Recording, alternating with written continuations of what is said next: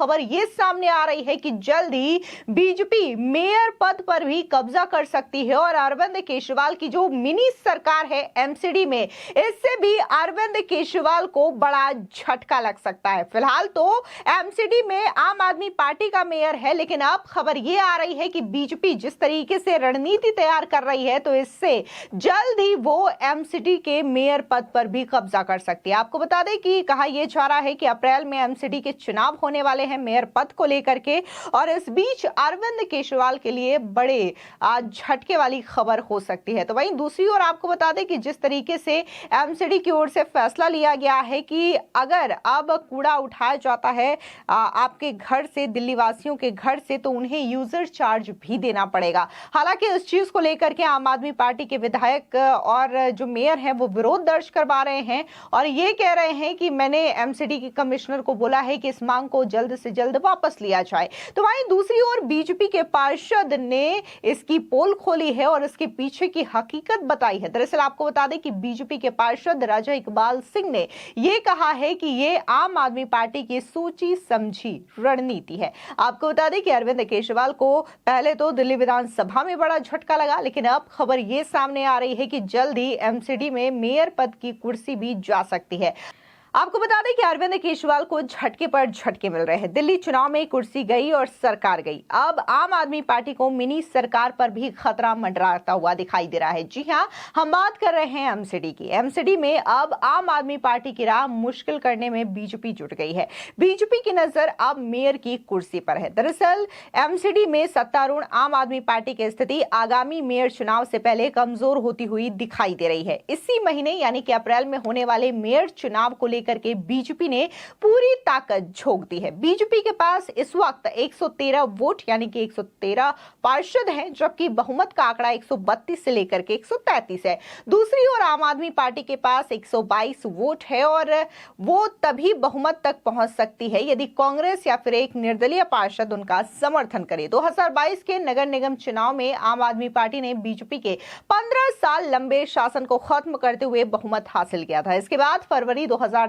में शैली ओबरॉय आम आदमी पार्टी की पहली मेयर बनी और नवंबर 2024 में महेश कुमार खींची दूसरे मेयर बने। हालांकि पार्टी अपनी चुनावी वादों पर खरी नहीं उतर पाई। लैंडफिल हटाने, ठेके के कर्मचारियों को नियमित करने और पार्किंग समस्या के समाधान जैसे प्रमुख वादे अब तक अधूरे हैं। साल 2025 के विधानसभा चुनाव में आम आदमी पार्टी को करारी हार मिली और उनकी सीटें 62 से घट करके 22 रह गई है।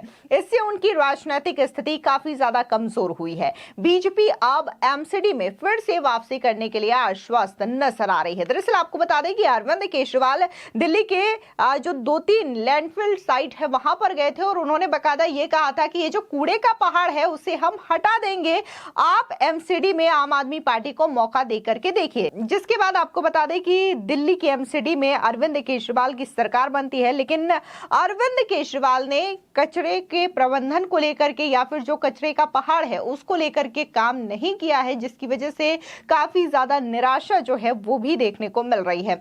फिलहाल एमसीडी में 250 वार्ड है, जिनमें से 12 सीटें खाली है। इनमें 11 पार्षद विधायक बन चुके हैं, जिसमें बीजेपी के 7 है, आम आदमी पार्टी से 4 है और एक पार्षद यानी कि कमलजीत सेहरावत ने लोकसभा चुनाव जीत लिया है। इन सीटों पर इलेक्शन मेयर चुनाव के बाद होंगे। मौजूदा समय में एमसीडी में कुल 238 पार्षद हैं। इसके अलावा विधानसभा अध्यक्ष द्वारा नामित 14 विधायक और 10 सांसद यानी कि 7 लोकसभा और 3 राज्यसभा से मेयर चुनाव में अपना वोट कास्ट करेंगे। आपको बता दें कि वर्तमान समय के मुताबिक आम आदमी पार्टी के पास 116 पार्षद हैं, जबकि बीजेपी के पास 113 पार्षद हैं। कांग्रेस के पास 8 और एक निर्दलीय पार्षद है। 2022 के चुनाव के बाद आम आदमी पार्टी के पास 134 पार्षद थे, जो अब घट करके 116 रह गए हैं। ये गिरावट आंतरिक कला जैसे कि स्वाति मालीवाल का विरोध और कांग्रेस के साथ मतभेदों के चलते हुई है। इसके चलते बीजेपी के लिए मेयर की कुर्सी तक पहुंचना काफी ज्यादा आसान नजर आ रहा है। इसके अलावा आपको बता दें कि एमसीडी के जानकार कहते हैं कि दिल्ली नगर निगम में दल बदल कानून लागू नहीं होता। अगर आम आदमी पार्टी के पार्षद पाला बदलते भी हैं तो बीजेपी को बड़ा फायदा हो सकता है। आम आदमी पार्टी को डर है कि बीजेपी उनके कुछ और पार्षदों को तोड़ सकती है। एमसीडी में 12 वार्ड कमेटियां होती हैं, जिनमें से 7 पर पहले से ही बीजेपी का पलड़ा भारी है। लेकिन अब विधानसभा चुनाव में पराजय के बाद आम आदमी पार्टी के पार्षद पद की चाह में पाला भी बदल सकते हैं। फिर इन पार्षदों को यह भी लग रहा है कि जब दिल्ली राज्य में बीजेपी की सरकार होगी तो सारे विकास कार्य वही करवाएगी। ऐसे में उनका अलग थलग पड़ना राजनीतिक रूप से उनके लिए नुकसानदेह भी हो सकता है। वहीं आपको बता दें कि दिल्ली में इस वक्त यूजर चार्ज को लेकर के भी राजनीति गर्मा चुकी है, जहां पर आम आदमी पार्टी ये कह रही है कि ये जो नोटिफिकेशन रिलीज किया गया है कि दिल्ली वासियों को कूड़ा उठाने के लिए भी अब यूजर चार्ज नहीं देना होगा।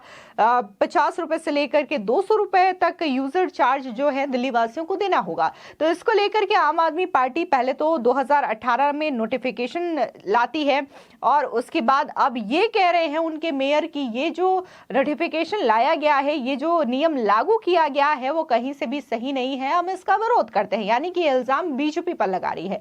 जिसके बाद बीजेपी के जो पार्षद है राजा इकबाल सिंह, उन्होंने आम आदमी पार्टी पर करारा पलटवार किया। क्या कुछ उन्होंने कहा, सुनिए।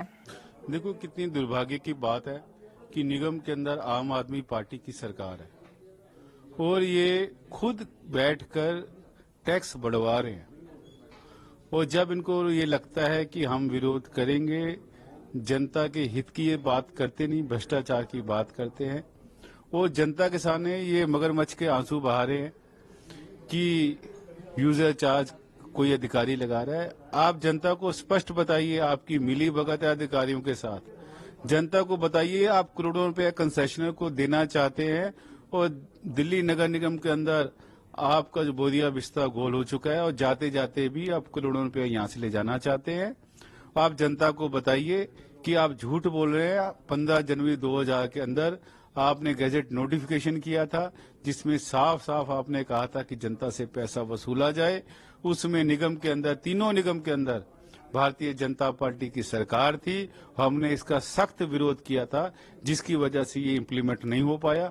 अब ये बैकडोर एंट्री करना चाहते हैं और हम किसी कीमत के ऊपर हम ऐसा नहीं होने देंगे। कि कमिश्नर वो कह रहे हैं कि कमिश्नर हम तो लगाते नहीं, कमिश्नर एमएचए की तरफ से लगाएगा और कमिश्नर का आदेश। देखो ये क्या बात हुई, तो फिर आप किस बात की सरकार चला रहे हैं? आप अधिकारियों से क्यों डर रहे हैं? किसी अधिकारी का नाम क्यों ले रहे हैं? मैं तो ये पूछना चाहता हूँ महापौर महोदया, अगर आपसे सरकार नहीं चलती, आप तो वैसे ही छोड़कर जा रहे हैं, आपके पास नंबर नहीं है। मगर ऐसी बातें मत कीजिए। ये दिखाता है कि आप एडमिनिस्ट्रेटिव लेवल पे कितने वीक है। आपको कोई काम करने का आपको नहीं आइडिया। आपने निगम के 2.5 साल खराब किए हैं। आपकी वजह से दिल्ली की जनता कूड़े से परेशान है। दिल्ली की जनता में पार्कों की हालत खराब है, रोड टूटे हुए हैं। ये बताते हैं कि आप इतने भ्रष्टाचारी हो गए हैं कि अधिकारी भी आपकी नहीं सुनते। यूजर चार्जेस कैसे स्लैब बना रखा है 50 गज से लेकर 5000 गज तक का, जिसमें डिफरेंट स्लैब में 500-600 रुपये से लेकर कई हजार 60,000 रुपये तक जो यूजर चार्जेस है। कई एरिया के अंदर हाउस टैक्स से भी डबल अमाउंट में यूजर चार्जेस है। हम 1 रुपया दिल्ली जनता के ऊपर नहीं लगने देंगे। आपने जो कहा कि आम आदमी पार्टी अब हुकूमत में आ गई है, अगले एमसीडी। फिलहाल इस पूरी खबर पर आपकी क्या राय है, कमेंट सेक्शन में जरूर बताएं।